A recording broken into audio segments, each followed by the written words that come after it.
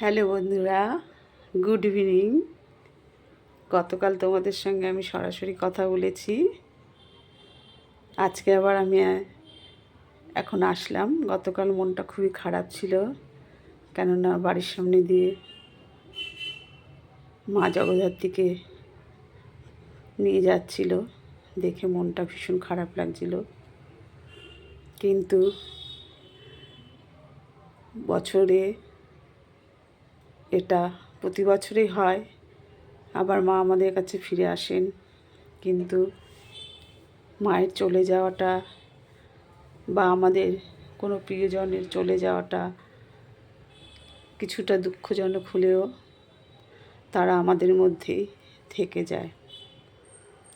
আমার জীবনের সঙ্গে জড়িত এমন অনেক মানুষই আমাদের ছেড়ে চলে গেছে, কিন্তু তাদেরকে আমরা ভুলে থাকতে পারি?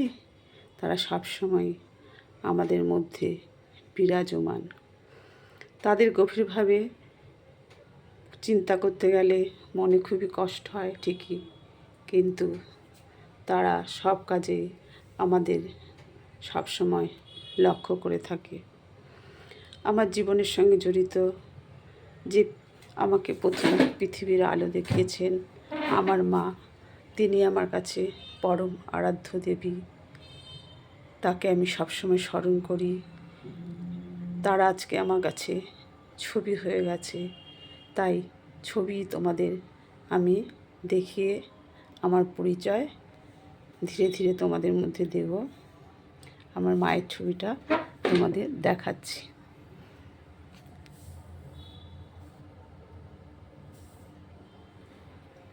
ইনি হলেন আমার মা, আর আমার পরম আরাধ্য আরেকজন আমার ঈশ্বর, যে আমাকে ছেড়ে গত 2 বছর হলো চলে গেছেন দেবতাদের স্থানে।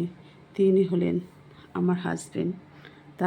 তিনিও ছবি হয়ে গেছেন, যেহেতু তাকে ছবির মাধ্যমে তোমাদের কাছে দেখাতে চাই। যে কদিন আমরা সংসার করেছি, ঈশ্বরের কৃপায় আমরা ভীষণই হ্যাপি ছিলাম। কিন্তু ভগবান কার আয়ু কতদিন লিখে দেয় তা আমরা কেউ তো বলতে পারি না। কিন্তু আমার জীবনে যা কিছু পেয়েছি বিবাহিত জীবনে, তা অফুরন্ত। অনেকেই হয়তো সেসব পায় না, তাই সেসব ভালো জিনিসগুলোই চিন্তাভাবনা করে তাকে আমি কোনোদিনও আমার মন থেকে সরাতে পারবো না। সর্বত্রই তার ছবি আমি সঙ্গে সঙ্গে রাখি, এবং আমি হাতে তার কিছু ছবি কোলাজ করেও রাখি। আমি হাঁটতে চলতে যেন সবসময় তাকে আমার মধ্যে দেখতে পাই। তিনিও আমাকে ভীষণভাবে আগলে রেখেছেন। গত 2 বছর হলো চলে যাওয়াতে আমি একদমই ভেঙে পড়েছিলাম। এখন ধীরে ধীরে আমার বিভিন্ন বন্ধুদের মাধ্যমে আমি অনেকটাই ঠিকঠাক মতো চলার চেষ্টা করছি। আর ভগবানের আশীর্বাদে আমার এক পুত্র সন্তান আছে। সেও যদিও স্টুডেন্ট, নাইটে জব করে, অনলাইনে ঘরে বসেই, সেও যথেষ্ট ভগবানের আশীর্বাদে এখন পর্যন্ত সঠিক আছে।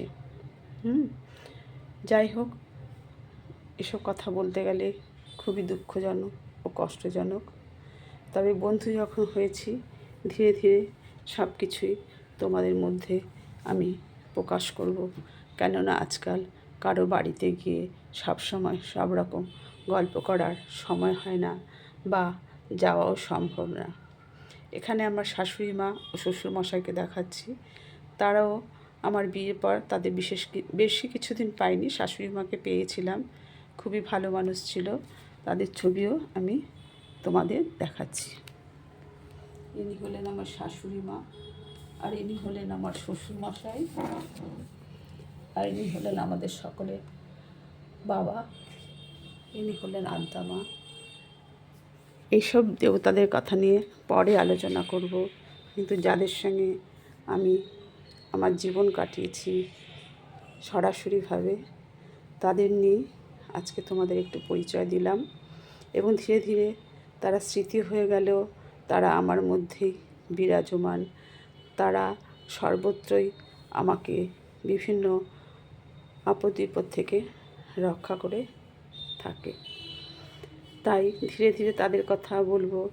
আর এমনিতে আমাদের মাথার উপরে তো বিভিন্ন দেবতা রয়ে গেছেন, যাদের আমরা সবসময় স্মরণ করি এবং যাদের আমরা সবসময় সহযোগিতা পাই।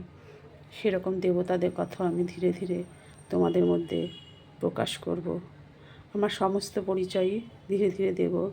তোমরা আমার পাশে থাকো, এটুকু তোমাদের কাছে আমার অনুরোধ রইল। শুভ সন্ধ্যা।